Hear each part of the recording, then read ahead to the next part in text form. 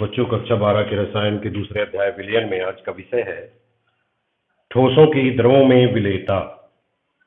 तो ठोसों की द्रवों में विलेयता को प्रभावित करने वाले कारक कौन कौन से हैं? इसको मुख्यतः 3 कारक प्रभावित करते हैं। पहला है विलेय एवं विलायक की प्रकृति।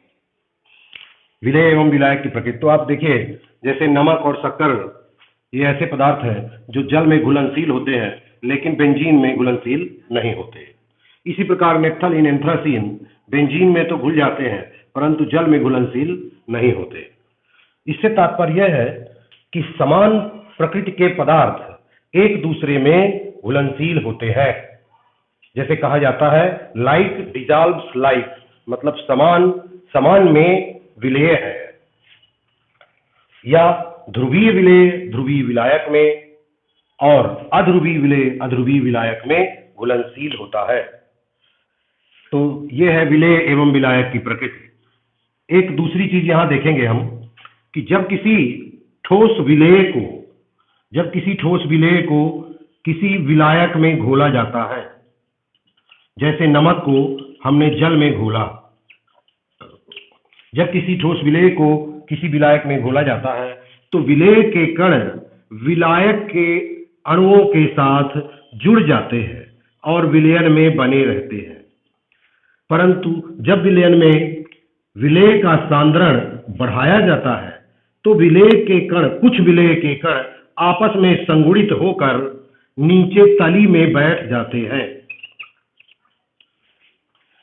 तो विलेय कणों का विलायक के अणुओं के साथ जुड़ना विलीनीकरण कहलाता है, जबकि विलयन में उपस्थित विलेय के कणों का एक दूसरे के साथ जुड़कर तली में बैठना, विलयन से अलग होना क्रिस्टलीकरण कहलाता है। और यह प्रक्रिया विपरीत दिशा में चलती रहती है, अर्थात विलेय कण नीचे से उठकर क्रिस्टल से उठकर विलायक में घुलते रहते हैं और विलयन में उपस्थित विलेय कण आपस में संगुणित होकर तली पर बैठते रहते हैं। इस प्रकार घुले हुए NaCl और नीचे बैठे ठोस NaCl या विलेय के बीच एक साम्यावस्था स्थापित हो जाती है। तो साम्यावस्था में विलीनीकरण और क्रिस्टलीकरण की गति बराबर चल रही होती है।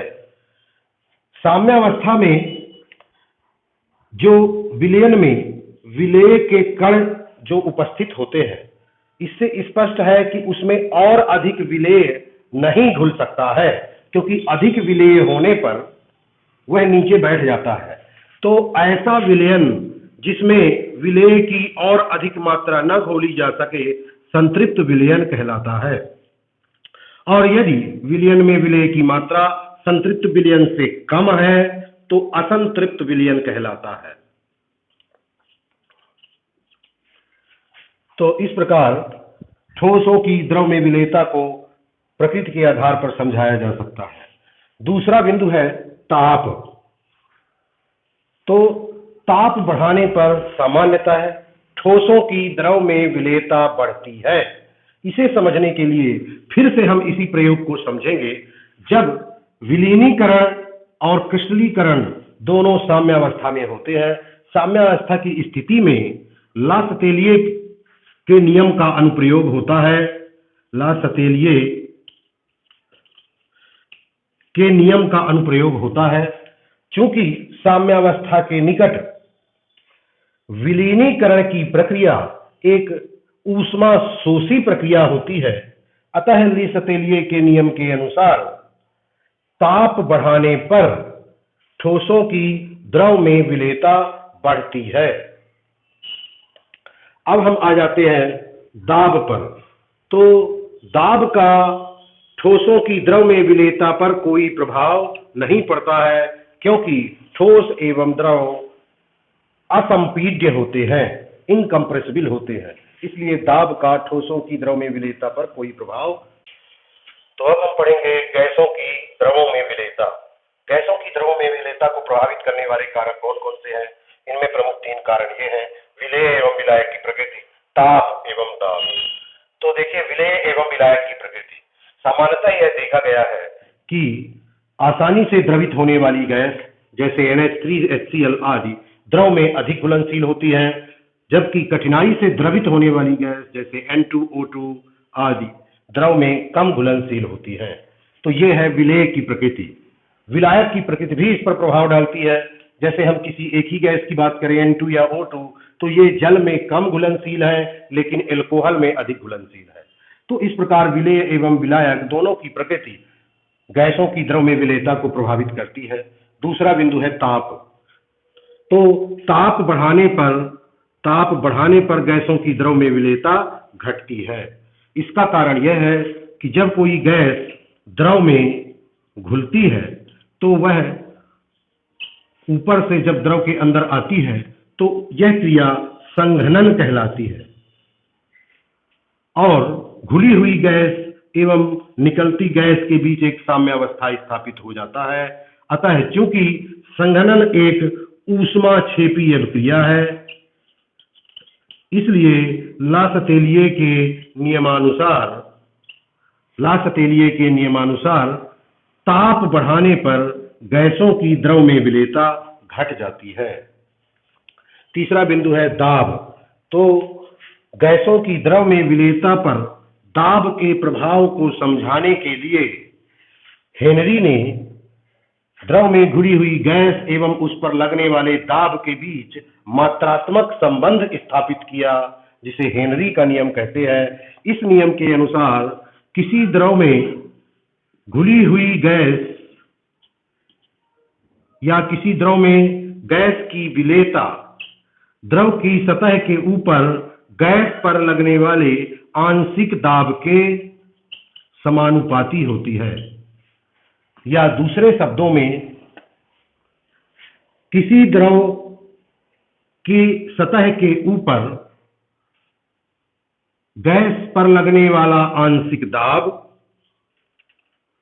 द्रव में घुली हुई गैस के मोल प्रभाज के समानुपाती होता है। किसी द्रव की सतह के ऊपर गैस पर लगने वाला आंशिक दाब द्रव में घुली हुई उस गैस के मोल प्रभाज के समानुपाती होता है। यदि आंशिक दाब गैस का आंशिक दाब P1 है और घुली हुई गैस का मोल प्रभाज X है, तो P समानुपाती X या P बराबर KH गुणे X। यहाँ P गैस द्रव की सतह के ऊपर गैस पर लगने वाला आंशिक दाब है, X विलयन में घुली हुई गैस का मोल प्रभाज है एवं KH हेनरी नियम नियतांक है। हेनरी नियतांक है। भिन्न भिन्न गैसों के लिए निश्चित ताप पर हेनरी नियतांक का मान भी निश्चित होता है। इस समीकरण से स्पष्ट है कि किसी गैस के लिए KH अर्थात हेनरी नियतांक का मान जितना अधिक होगा, उस गैस का द्रव में मोल प्रभाव उतना ही कम होगा। अर्थात हेनरी नियतांक का मान अधिक होना यह दर्शाता है कि उस गैस की द्रव में विलेयता कम है। जैसे यदि तीन गैस A, B और C है, एक के लिए हेनरी नियतांक का मान 1.4, दूसरे के लिए 3 और तीसरे के लिए 0.6 है, तो इनकी विलेयता का क्रम लिखिए। तो इनमें सबसे अधिक विलेय C होगा क्योंकि उसके लिए हेनरी नियतांक का मान सबसे कम है। दूसरे नंबर में विलेयता A की होगी और तीसरे नंबर में विलेयता B की होगी। अर्थात हेनरी नियतांक का मान जितना अधिक होता है वह यह दर्शाता है कि उस गैस की द्रव में विलेयता कम है। तो यह है हेनरी नियम। अब हम हेनरी नियम के अनुप्रयोग देखेंगे। तो हेनरी नियम का अनुप्रयोग कई है। जैसे पहला, ठंडे पेय पदार्थ जैसे सॉफ्ट ड्रिंक्स और सोडा वाटर में कार्बन डाइऑक्साइड की मात्रा को बढ़ाने के लिए इनके बोतलों की सीलिंग उच्च दाब पर की जाती है। यह हेनरी नियम का ही अनुप्रयोग है। दूसरा,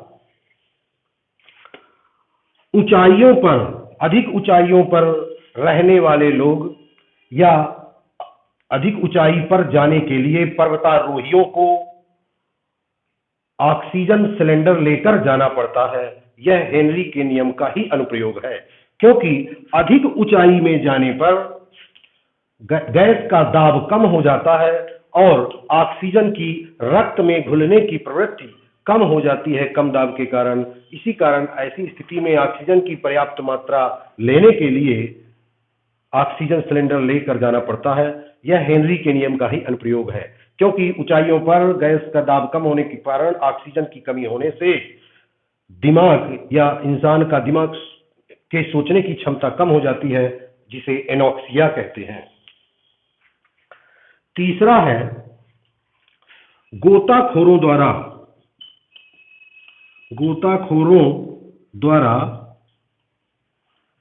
ऑक्सीजन सिलेंडर में हीलियम मिश्रित करना, 11%, लगभग 11% हीलियम मिश्रित करना हेनरी के नियम का ही अनुप्रयोग है, क्योंकि सामान्यतः ऑक्सीजन सिलेंडर में ऑक्सीजन के अलावा लगभग 28% या 32% ऑक्सीजन के अलावा शेष नाइट्रोजन का उपयोग किया जाता है। तो जब गोताखोर समुद्र की गहराइयों में नीचे जाते हैं, जहां वायु पर दबाव अधिक होता है, अधिक दाब के कारण ये गैसें रक्त में घुलती है। ऑक्सीजन का तो उपयोग हो जाता है, परंतु नाइट्रोजन गैस हमारे रक्त में घुली रहती है, गोताखोर के रक्त में घुली रहती है, अधिक दाब के कारण अधिक मात्रा में घुली रहती है। और जैसे ही वह ऊपर आता है तो दाब, हवा का दाब या वायुमंडलीय दाब कम होता जाता है, जिससे गैस की द्रव में विलेयता तेजी से घटती है और हमारे रक्त उसमें उपस्थित नाइट्रोजन तेजी से निकलने की कोशिश करती है, जिससे बबल्स बन जाते हैं, उसके बुलबुले बनते हैं और नसें फटने लगती हैं। इस समस्या को बेंड्स कहते हैं और गोताखोर के शरीर में तेजी से काफी दर्द होने लगता है। तो इस समस्या को रोकने के लिए उसमें नाइट्रोजन की मात्रा थोड़ी कम करके लगभग 11% हीलियम मिला दिया जाता है, क्योंकि हीलियम की विलेयता पर प्रभाव नहीं पड़ता।